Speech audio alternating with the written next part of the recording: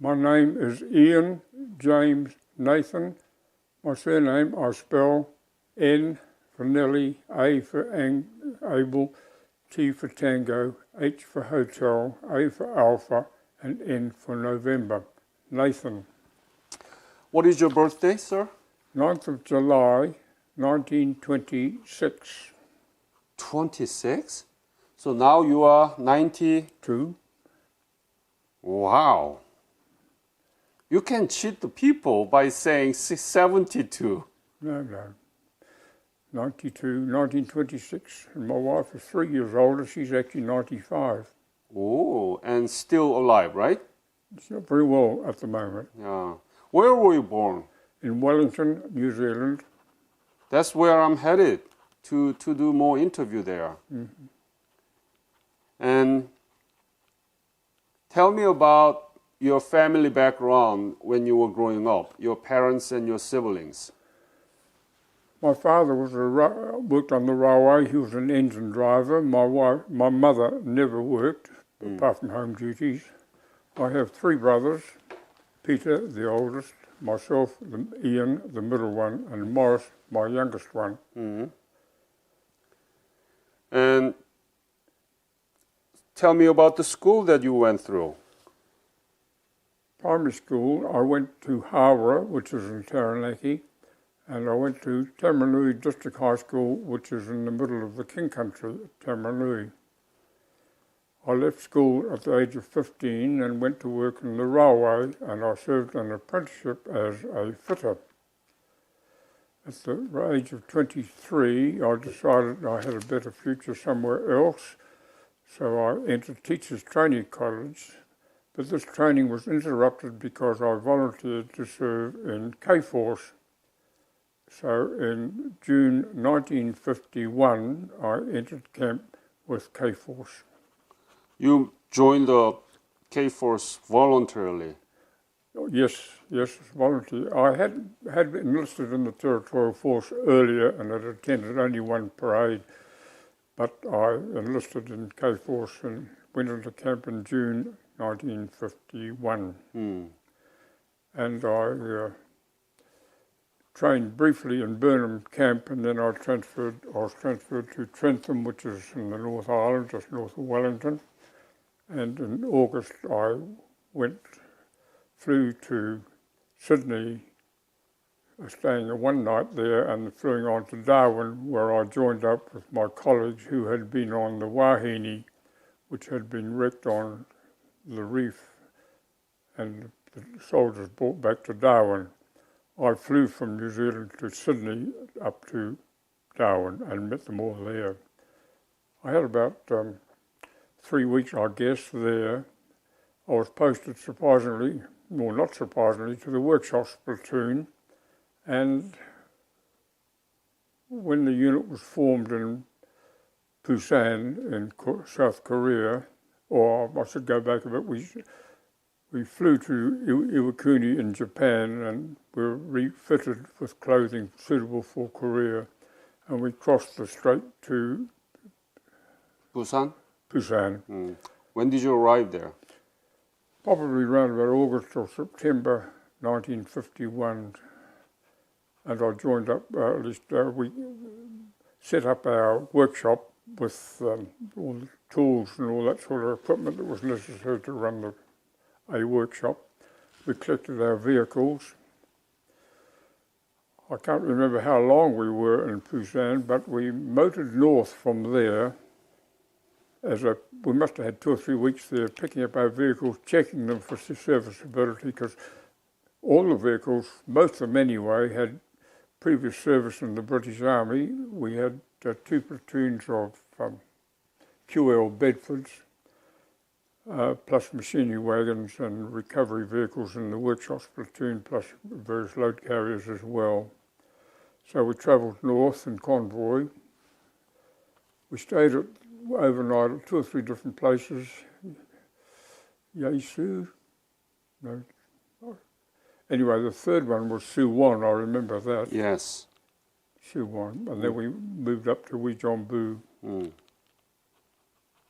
So before we go into more details of your battle experience or service, let me ask this question. Did you know anything about Korea before you left for Korea? Didn't even know where it was on the map. Anything you know about Asian history at the time? No, not Not really. really. No. You didn't even know about China and Japan? Oh, I was aware of them, of course, yes. I mean, well, we were concerned in those days about cheap Japanese toys coming into the market and that sort of thing. And I can remember having a little tin plate car that was made in Japan, and I was very taken with it because New Zealand is not a manufacturing country, and most of those sorts of things are imported, yeah. But So you didn't really know much about Korea? No. No. And when you were dispatched to Korea, what was your unit? 10 company. 10th company? 10 New Zealand Transport Company. Transport. Yeah, 10 New Zealand And Transport. what was the regiment And the actual platoon I was in was the workshop platoon. I have a photograph here of the platoon. A platoon of about 50 people, 50 men of various trades, mechanics, blacksmiths, fitters, carpenters, tent makers, tinsmiths. Yeah. Well, what about the bigger unit? It was a transport company.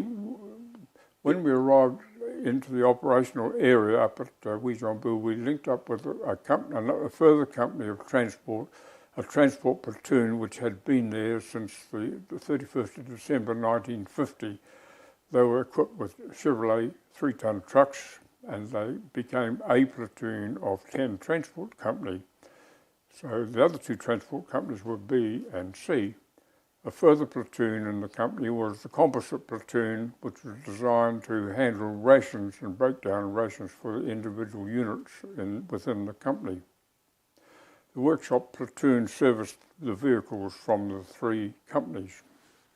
So your specialty was driving? No, it was in the workshops. Oh, so tell me more detail. What did you do? Well, the workshop was composed, as I mentioned, of about 40, 50 blokes of various trades, as I've mentioned, mechanics, fitters, tinsmiths, blacksmiths, carpenters, what have you. Sail makers to repair truck canopies, tinsmiths to repair truck radiators, mechanics, of course, in the main for mechanical defects and so on.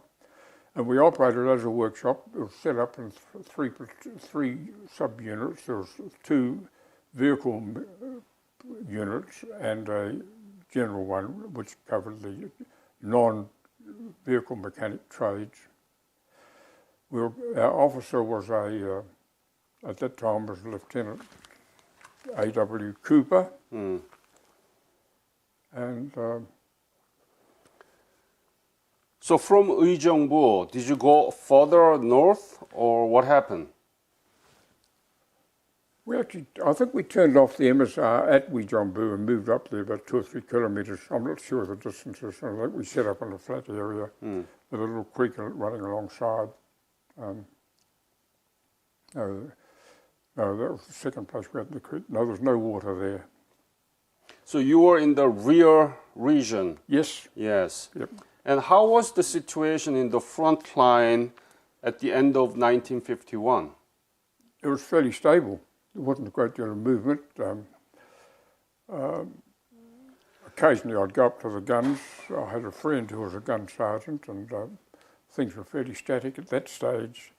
Kapyong had been 6 months earlier than that, and certainly as far as I could see, and I'm not a gunner, the gunners seemed fairly stable and not moving.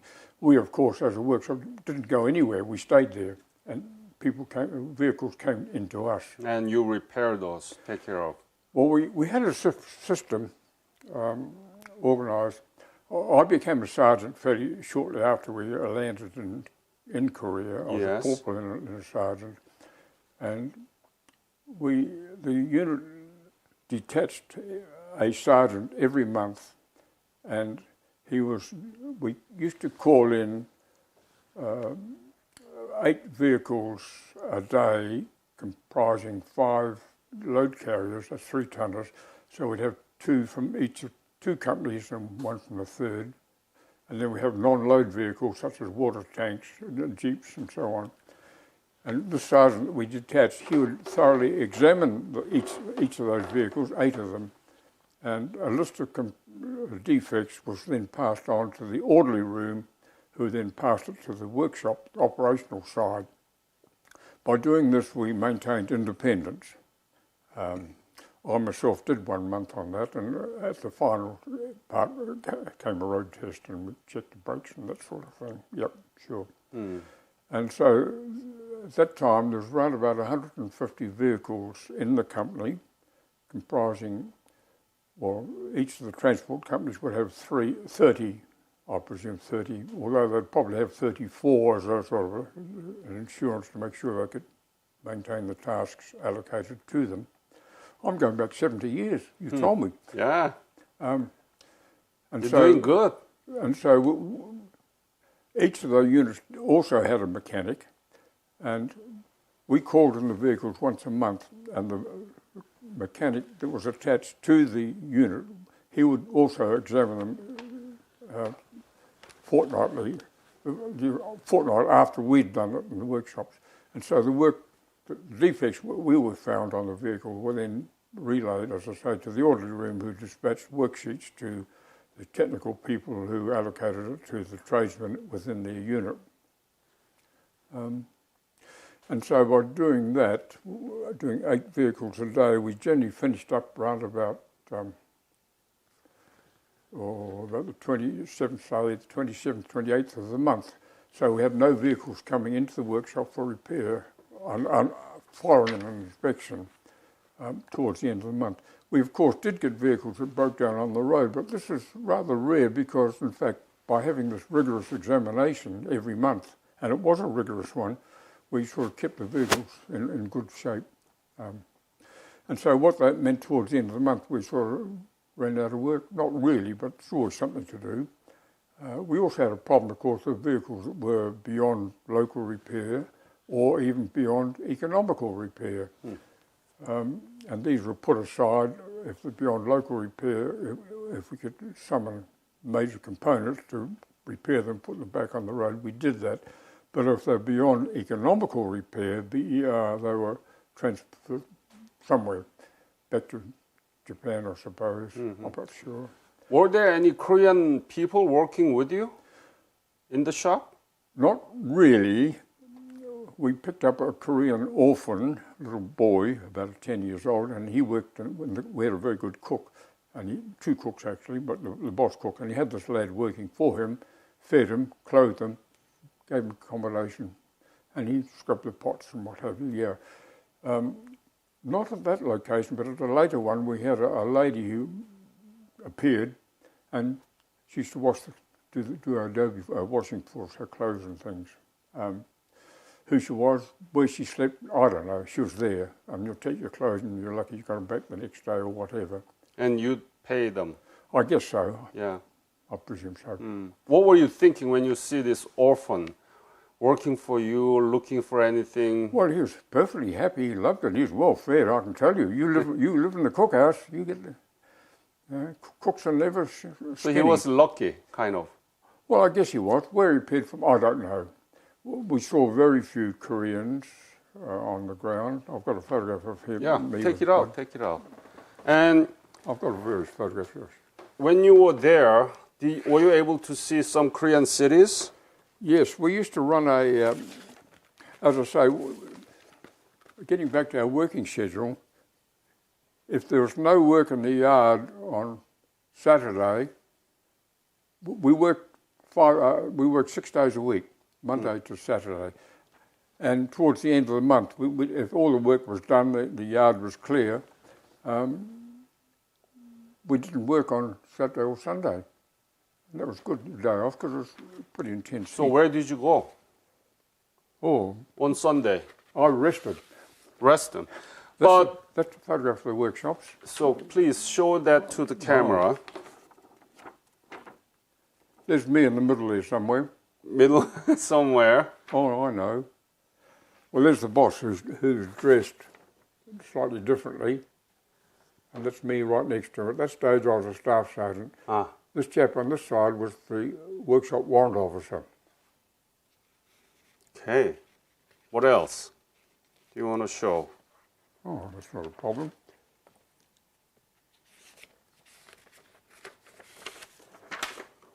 This is our wintertime tent. There's the three of us. That's me on this side. The chap standing in the middle was the workshop warrant officer, and the third chap was the administration sergeant. And that was our tent. And to make it more comfortable, we elevated it by putting rows of ammunition boxes around the base and put a bigger centre pole so we could actually walk around inside the tent. And as you can see, the door, one half of the front of the tent, had boxes, NAFI boxes they were, and if you look at the door, you'll see that we've made a door, again out of wooden boxes. Yeah. And at the top, the window is actually an X-ray plate that we obtained from the Norwegian MASH, which is down the road a couple of kilometres. I see. And you'll also see a chimney there, Yes. and on the side somewhere, you'll see a 4-gallon petrol can.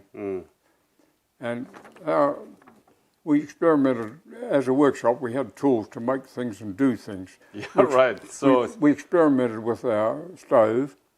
We had several fires, but I think this might be the finished one. And we used to burn 4 gallons of petrol a night from that tank there and go through. And one of us would, 5 o'clock, would turn, in the middle of winter, we'd light the heater, and 4 gallons used to last about 7 o'clock the next morning. So yeah. it kept us warm overnight. Yes. That tree was only put there to make it look like a home, but it wasn't actually growing. I see. Again, You could make all these things because you are the one who could. here it is. This is our workshop. This is our shower unit. As you can see, Shower? shower, yeah. We found, an 800-gallon tank which we put up on the top of the hill, and we ran water down to a 44-gallon drum, and we inserted through the middle of it a chimney made of expired 25-pounder gun ammunition, I see. which we got from the unit, and they sat on each other, and because they were brass and heated, they locked on and became airtight. Towards the bottom, about 3 or 4 inches from the bottom, we put sand into the bottom of it, and it had a base, and we drilled holes around it, and petrol fed straight into Genius. there, and it went up, and it heated the water for the shower. We had 3 shower heads, but because the guys were pretty reluctant in the winter time, as you may know, Korea has Very cold. a very cool winter. And the guys were reluctant to have showers, so we actually had another heater we put inside the ante-room, as it were, which is down the front here. So that was the whole shower unit with 3 shower heads, but again made, because we had tinsmiths on the ground, we had mechanics, fitters, you name it, were able to do the job. So that was our... Yes. And we used the water cart, just our drinking water to the unit, would fill our 700-gallon tank which sat on the side of the hill. Good. So that's how.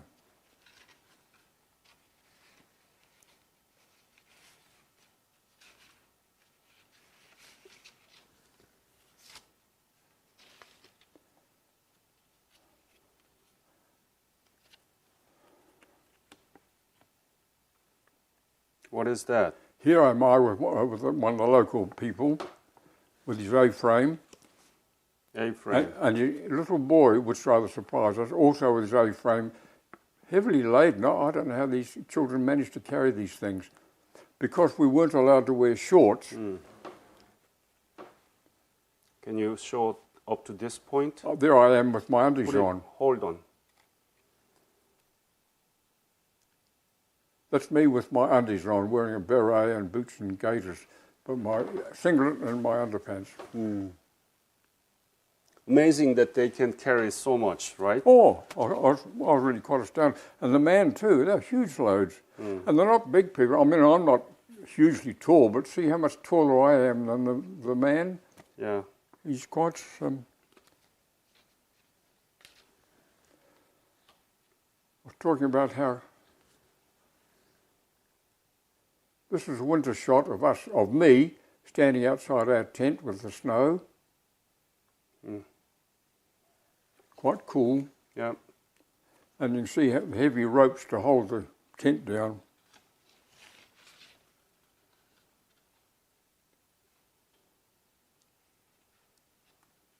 What is that? I mentioned that at our second place we had a lady who came and did the washing for us. Yes. And she washed in a little creek, but then the rains came. So we had made a very bad tactical mistake. We put the toilets on the other side of the creek. So when the rains came, overflow. and there it is, and we had to run this old truck chassis in there with a plank so the guys, well, all of us, could get across there to our toilet, which was on the other side. So that's what it looked like in the middle of the rainy season.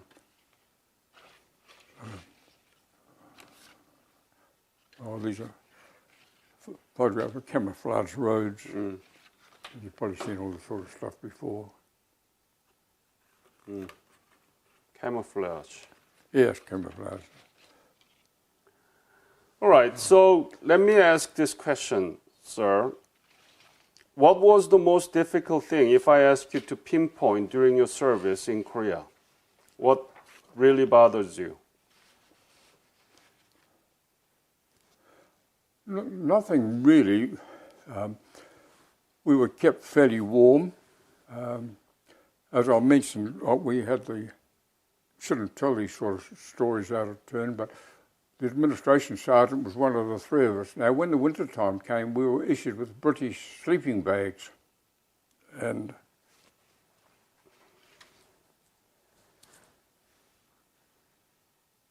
we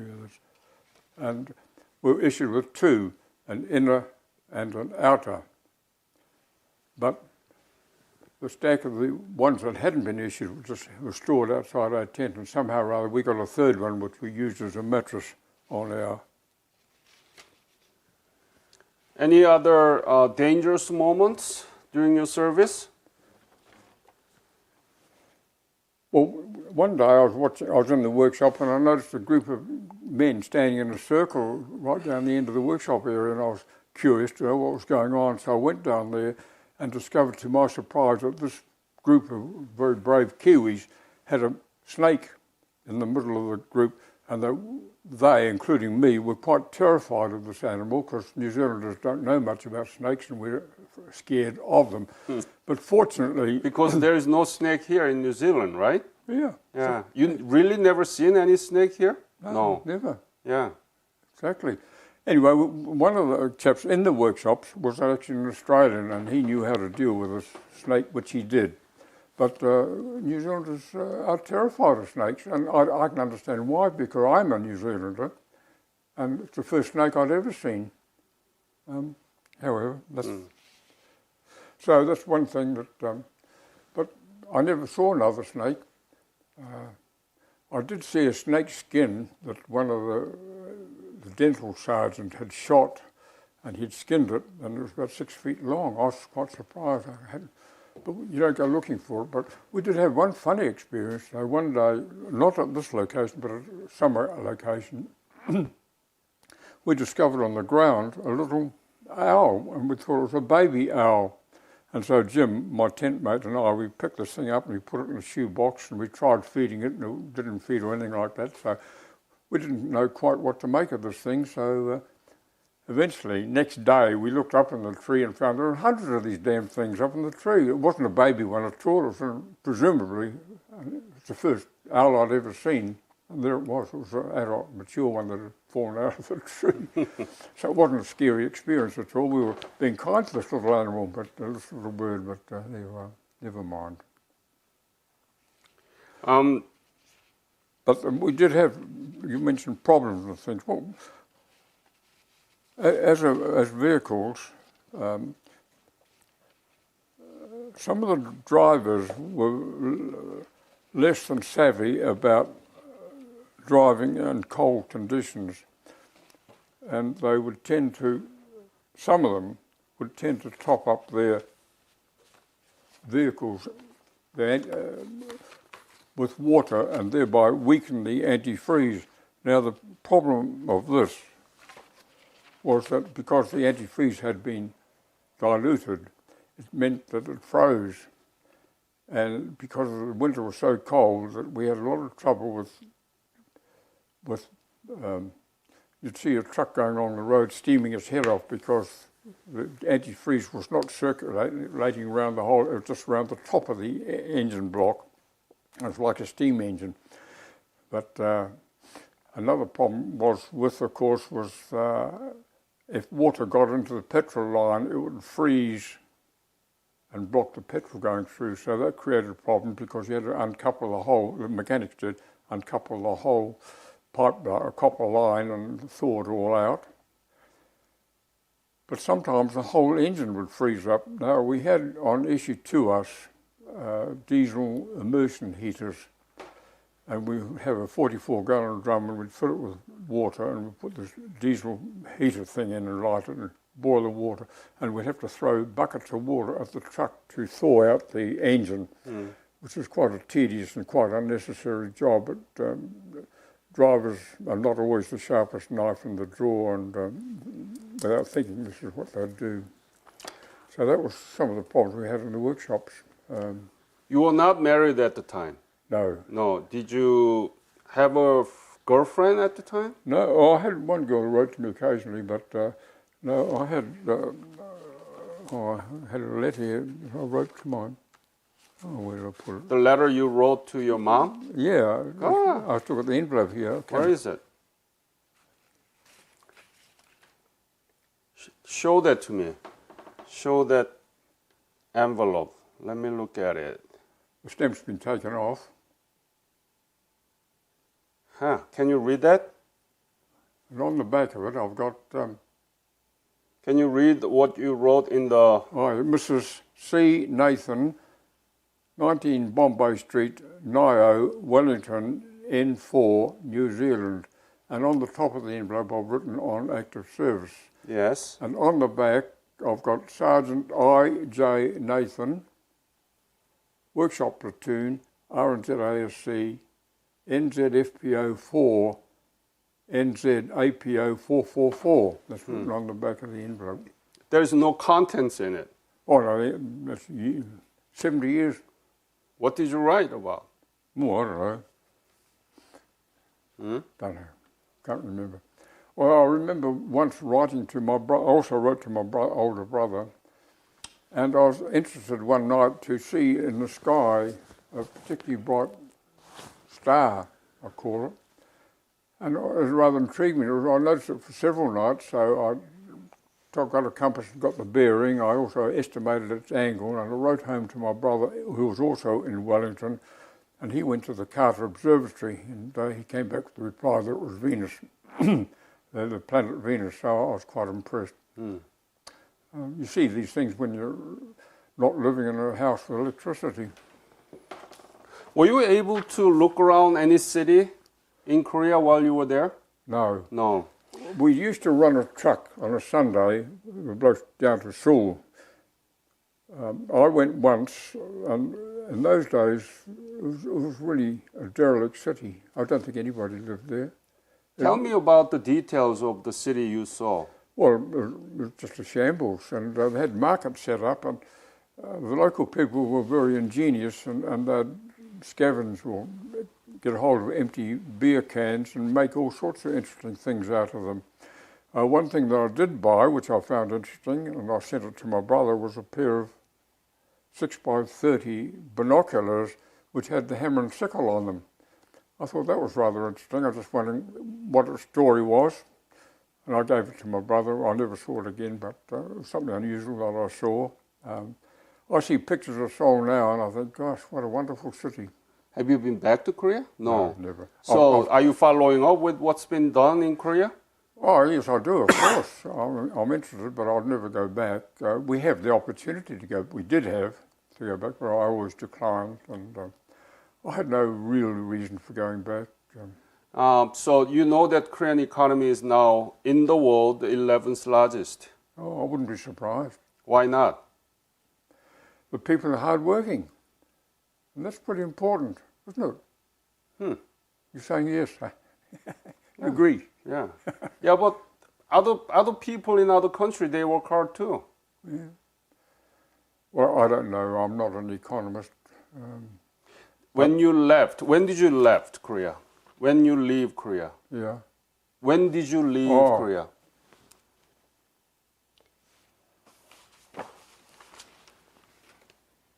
It doesn't say. I served in Korea 1 year and 26 days.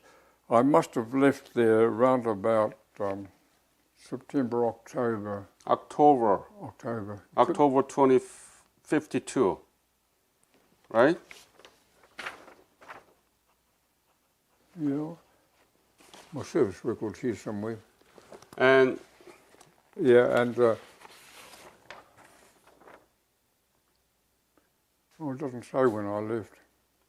Those are my details of my promotions and things there.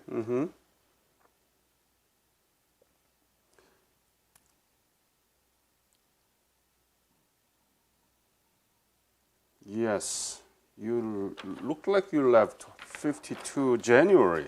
No, it wasn't January. No, No, it would have been September. September.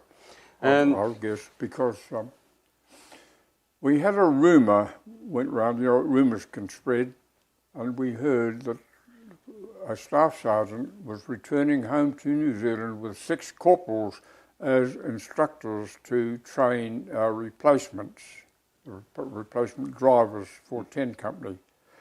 And there were only 4 staff sergeants in the unit, and I was one of them.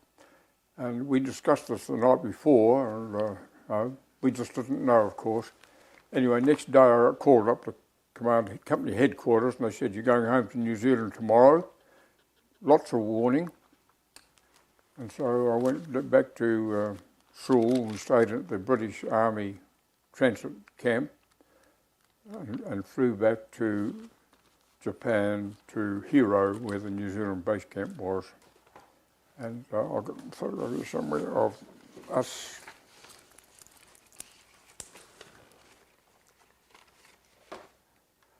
There's a photograph of us taken at Iwakuni Airport, waiting to catch a plane to return to New Zealand. That's me on the front there with this one here is me. Yep. So I came home to New Zealand, and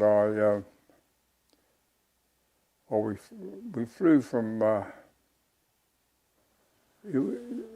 Iwakuni to Guam to Port Moresby to Sydney, and we stayed overnight in Sydney and flew back on a flying boat to Wellington. And after a few days leave, I think I went to Waiouru initially, and then eventually to Burnham, where I stayed for about 8 or 9 months as a warrant officer, assisting in the training of replacement drivers. Okay.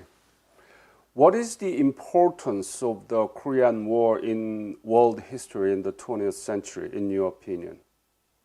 Well, I think it's very important to have an Asian country with a very stable economy, a very stable government.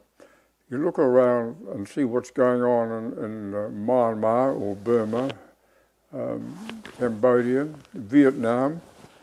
They are not stable, and particularly North Korea, who do a considerable amount of window dressing for foreign observers. But South Korea, being a very stable country with a very good government, with very educated people, I think it's a very important to have in Southeast Asia. Yeah, they even make very nice cars. And Hyundai, I see on the news just last night, an earth-moving machine made by Hyundai. Hyundai, they pronounce it on the television. I'm sorry, I got my Korean wrong.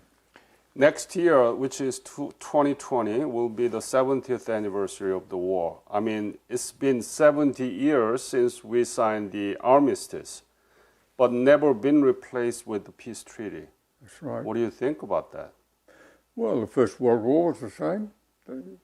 It only had an armistice. Yeah, but I mean, the First World War is Yeah, it's done. gone. Yeah, and there has been, but this one has been 70 years. 70. What do you think? Yeah, it's a bit unfortunate. I think there's a lot of gamesmanship here. I think that's the right word. It was always interesting to me that when they were having the peace talks at Panmunjom, that the South Koreans and the Americans would have their little flags there, but the North Koreans would have a bigger, higher flag, and there's always this gamesmanship. If one had two things on the table, the other had three. Three, yeah. You know what I'm talking about? It's childlike. Exactly, Yeah. and you know what I'm talking about. Yeah. It seems sad to me, though, that they're so restricted in the North, and you've got families who are restricted and can't get back to see their whānau in South Korea, who are enjoying a prosperous life. What would you say to young New Zealand students about the war you fought for? Okay. We're not promoting the war, but is there any lesson or anything that you want to say to them? Yeah, wars don't usually solve anything, do they? Really. I mean, we get this gamesmanship we've just talked about, brinkmanship, whatever. And we see it going on in the States now, with the president threatening to, well, he has invoked emergency powers to build his wall, which will accomplish nothing because walls don't keep people out. The Berlin Wall was a notable one, and now we've got the Korean one. It doesn't really stop North Koreans getting down, but the South Koreans don't want to go up north. It's a one-way traffic, which tells you something, doesn't it? Yeah. But it has a very strong contrast between North and South about the economy, the way of life, and democracy versus totalitarianism. Well, North Korea's only got one friend, that's China. Unfortunately, China's got 1.4 billion people, and it's a very powerful nation Yes. who's threatening New Zealand. Us poor innocents down here. You are threatened by Chinese here? Well, you read the papers. Why? They buying too much here? Live and let live. I'm more concerned about climate change, Climate change. which the President of the United States denies exists. Yeah. But why are we having, it's the first time ever New Zealand had these serious fires. Look what's happening in Australia. If it's not fires, it's floods, heavy rain. Yes. Look what's happening in Queensland. Bloody crocodiles swimming up the main street of Townsville. Northern Queensland, yes. Anyway, That's what's happening. But anyway, is there any other message that you want to leave to this interview? I enjoyed my time up there. It was quite interesting. One of the things I did one day, as I was a senior in show, and I asked my blokes one day, why did they come to Korea? One chap's answer was, which rather surprised me, that his friends used to drink in the RSA on a Saturday night and he couldn't. So by going to Korea, he could join the RSA.